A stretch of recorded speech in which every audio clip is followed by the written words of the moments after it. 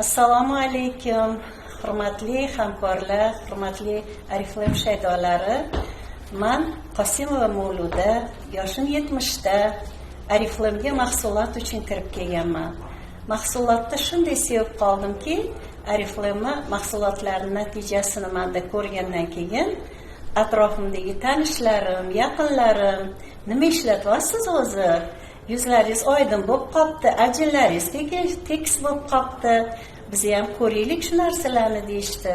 Va men Oriflame mahsulotlari haqida gapirib berdim va shunday qilib mana o'z-o'zidan biznesim boshlanib ketdi. Komanda tuza boshladim.